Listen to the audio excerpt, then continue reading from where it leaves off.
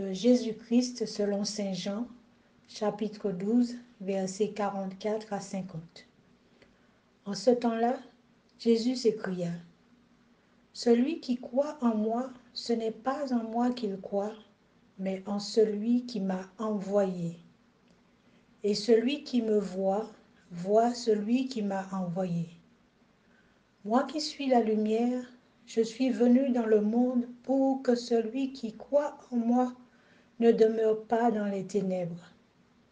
Si quelqu'un entend mes paroles et n'y reste pas fidèle, moi je ne le juge pas, car je ne suis pas venu juger le monde, mais le sauver. Celui qui me rejette et n'accueille pas mes paroles aura pour le juger la parole que j'ai prononcée. C'est elle qui le jugera au dernier jour. Car ce n'est pas de ma propre initiative que j'ai parlé. Le Père lui-même qui m'a envoyé m'a donné son commandement sur ce que je dois dire et déclarer. Et je sais que son commandement est vie éternelle. Donc, ce que je le déclare comme le Père me l'a dit. Acclamons la parole de Dieu.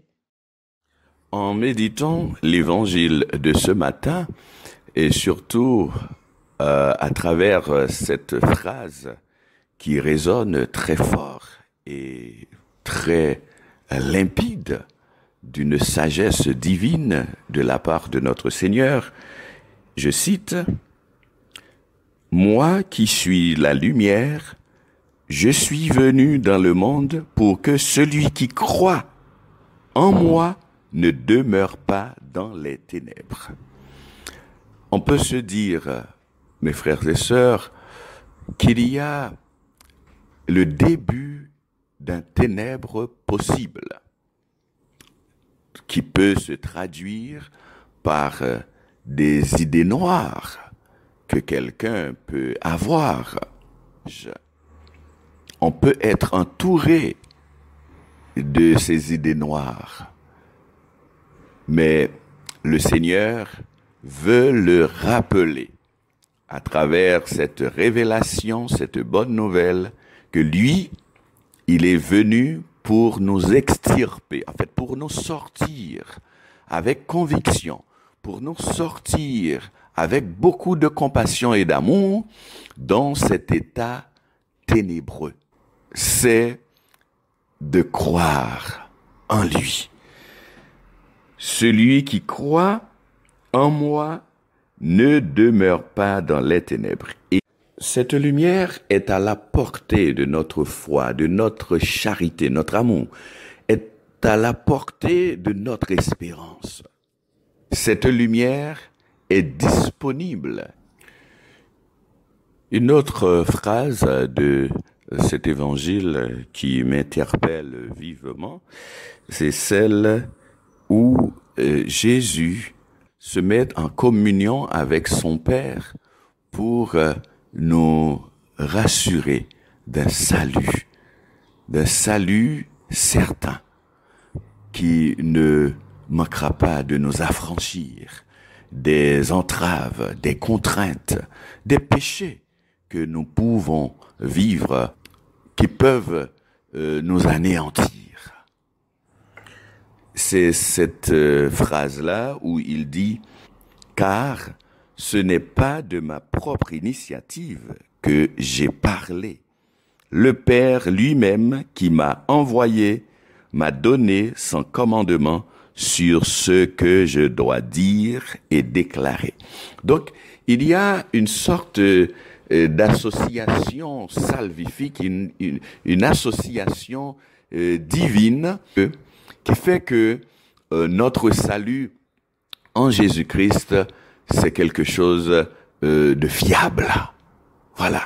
Je ne trouve pas le mot plus expressif pour vous traduire cette dynamique du salut en Jésus-Christ, mais je le crois, au nom de la foi de l'Église, que le Seigneur est à l'œuvre.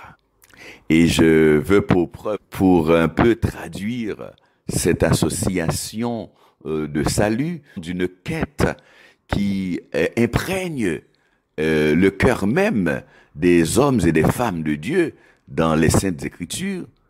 Rappelons-nous le récit qui rapporte la sortie de la famille de Nazareth, Jésus, Marie et Joseph, du pèlerinage où Jésus s'était égaré. Donc il était perdu. Et je me souviens bien que la Vierge Marie avait dit à Jésus, « Ton Père et moi t'avons cherché. Ton Père et moi sommes peinés. » Et là, je peux vous dire, en entendant résonner cette expression de Marie, je comprends que c'est bien plus grande l'association salvifique, l'association pour sauver l'humanité, pour me sauver, pour sauver mon existence du péché, du poids du péché. Je suis sûr que Dieu peut faire davantage. Immensement divin, oui, il peut faire encore et encore mieux pour toi et pour moi. C'est bien par cette analogie que j'admets que le Seigneur est à l'œuvre. Je ne perdrai pas patience, je ne perdrai pas courage. Je continue, je vis, et c'est Dieu qui vit en moi.